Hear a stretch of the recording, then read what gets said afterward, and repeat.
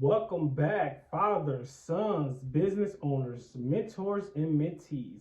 Welcome back to the channel From Son to Man, where we discuss mental health, trauma, and self development. And if those are things that interest you, definitely like and subscribe. Touch the notification bell button, that way you don't miss out on any video we upload.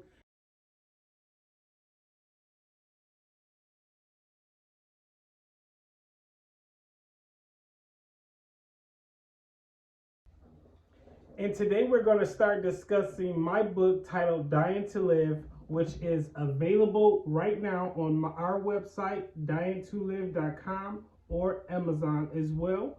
And what we're going to do is start breaking each chapter down to really explain and understand the principles to mastering moments of survival. I decided to write the book because in my adolescent years, I witnessed and went through a lot of trauma, and some of the trauma started before I was even born.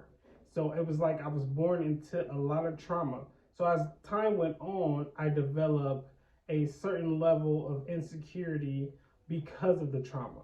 Now, some of these traumas had things that I can control, and some of these traumas had things I possibly could have control. But that's why I wanted to write the book, because I know now that I'm older, there was times that I wish that I had someone there to go over and explain certain things that I am explaining in the book that I've went through. So now, instead of me just trying to help myself, I want to actually help others as well with overcoming trauma. And so the book pretty much is going to be about the survival of trauma and how to develop into the person that you want to be, and not what others may have placed for you. I couldn't find the proper way to get closure. I was dealing with so much, and there was no one for me to speak to. Not my mother, not my father. And you got to limit yourself when you're speaking to friends as you get older about certain things that you have experienced. And so for me, it was writing a book. I had to let it out. In order for me to continue to grow, I had to express what I was feeling. And there was so many things that was so cluttered up that I had to put it out into a book, because that was my outlet. When I was younger, I used to make writing a journal. When I was younger, I used to write in a journal, and I used to call it my mad book. And with this mad book, I used to just write everything that I hated about the day, about people, about just certain things, because I felt like a lot was coming at me all the time, for sometimes for no reason. So I had this mad book that I would just write in. It was like a diary, a journal, but it was nothing positive in it. It was nothing positive.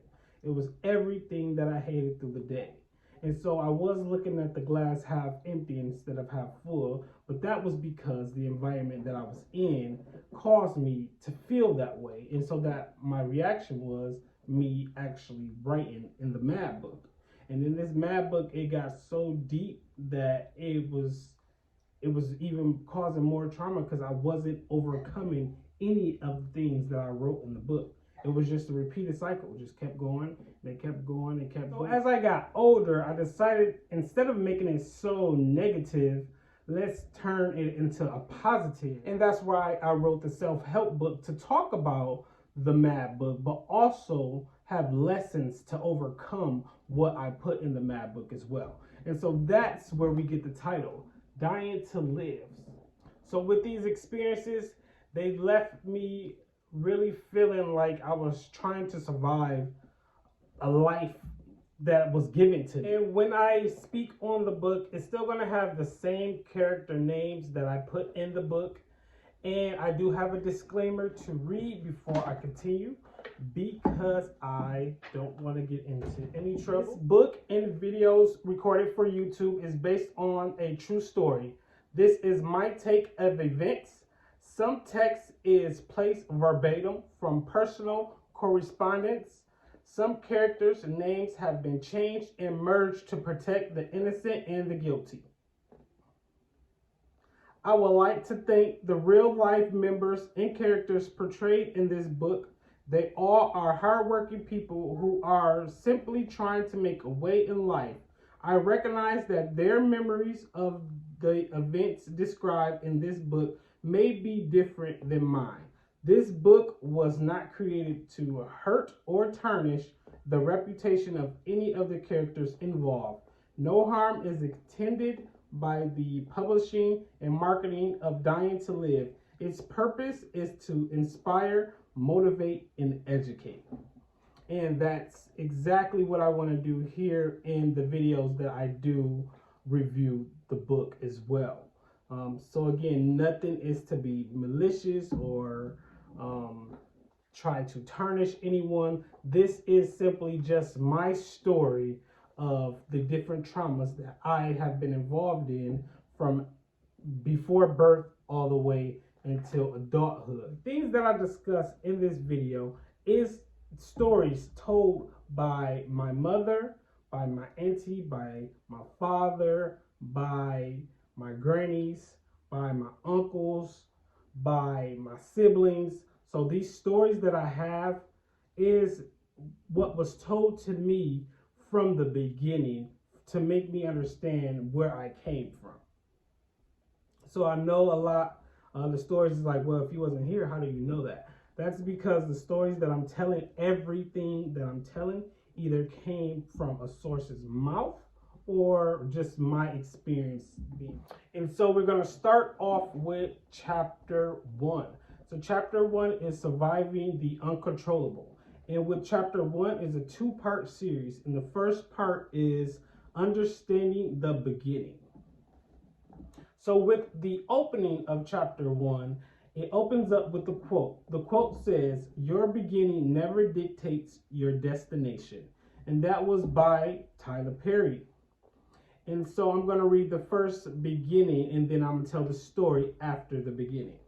It says, "In order to get through any situation, you must first start with understanding where the situation started. This way, you'll have the history to understand what it is you'll be dealing with and be able to know what tools you need to help overcome it. Not understanding the birth of a situation could cloud your judgment.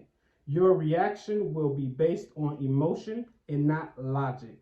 Let's face it, no one wants to think and behave rationally when their emotions are involved. That is one of the things that we enjoy about being emotional. We enable ourselves to believe anything we do can be justified because of the pain we're in. How do we channel our emotions to react with logic? We must focus on the positives through the negative situations." And so that's the beginning. So with that being said, starting from with my mother, she came to Grand Rapids, Michigan from Harvey, Illinois, a small town outside of Chicago. And she stayed in Chicago with her mom and dad. And then when her parents split up, her mother came to Grand Rapids, Michigan when she was 12 years old. When my mom came to Grand Rapids, Michigan, she was on a basketball team. She loved to hoop. Like, she was a real true hooper. She had trophies and things like that. She was pretty much a tomboy because she used to fight for her siblings. Like, she used to fight dudes. She used to fight females. But she really was popular. She got along with pretty much a lot of people in the city. She met a guy named Shannon. And so the guy Shannon was just about a year older than her or so. And the guy, she fell in love with him. He actually ended up being her first. And when she was younger, so from like 13 to like 16, they was together. They was boyfriend and girlfriend. When she would fall out with her mother, she would actually just go to Shannon's home with him and his mother. Now his mother, Liz, she really enjoyed my mom. So she took my mom in as if she was her own.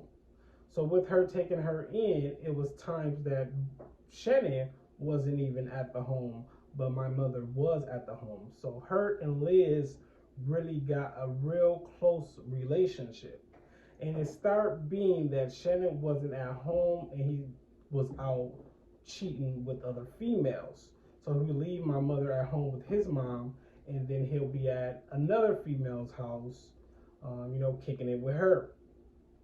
And so my mother found out this, and they decided to break up. Now, with them breaking up, my mother and Shannon's mom remained close. My mother ended up talking to a guy named D. So D, he was very popular. He used to sell different drugs. He also was very smart in school, so they knew that he had a girlfriend, but him and his girl was just not seeing eye to eye. So him and my mother connected through their friends. So my mother best friend was going with D's brother. And so then D's brother got my D to connect with my mom. And so that's how they start having relations. Now, with their relations, it started off good. My mom will go to D's mother house and sit and chat with her. It's pretty much exactly how my mom and Shannon was with Liz. And so the difference is with Dee's mom, she really enjoyed Dee's ex-girlfriend, Carrie. So Carrie and Dee's mom had the best relationships that can possibly be. And so it was times that my mom would be at Dee's house and she'll be upstairs in a room, and Dee will be downstairs with Carrie and his mother. So it was a lot of back and forth going on with them. Now, mind you, at this time, my mother had to be about 15, 16 years old. And so after a while, she got tired of that. And so she decided to cut Dee off. And Dee decided to go back to Carrie. Now, when she cut Dee off, she wanted to be back with Shannon. And so when she decided that she was going to be back with Shannon, then she found out that she was pregnant. Now that she found out she was pregnant, she knew that she had been messing with two different dudes. So during the pregnancy, she was always with Shannon's mom, Liz. And she was actually staying with her. She was staying with her, and they knew that she was pregnant, and they knew that time was coming soon. Now, through all of that, Dee was asking my mother, like, hey, am I the father? And my mother was telling him no. She was telling him, no, you're not the father. This is Shannon's baby, and things like that. And so when the time for me to come into the world, my mom got rushed to the hospital. Her water broke, and she got rushed to the hospital. And Liz and her sister Tawana was there with her, and so she's going through contractions. She's dilating and things like that. And so one of the funny things is when she was in labor, they told her not to eat. And what she decides to do as being a 17-year-old mother, she decides to still eat. So I believe it was like McDonald's or Burger King or Taco Bell, one of those fast food places that her and my auntie Tawana was eating. So while she's in labor and she's feeling like she has to push, she started pushing. And without it being me, it was actually her shitting. She actually was taking a dump in labor. So it was so crazy. So the doctor, they cleaned her up and everything. And then they started the procedure to push me out. So it was like I was already coming into a shitty world from the start of it all. So that was definitely funny. Every time she tells me this story, it's just hilarious.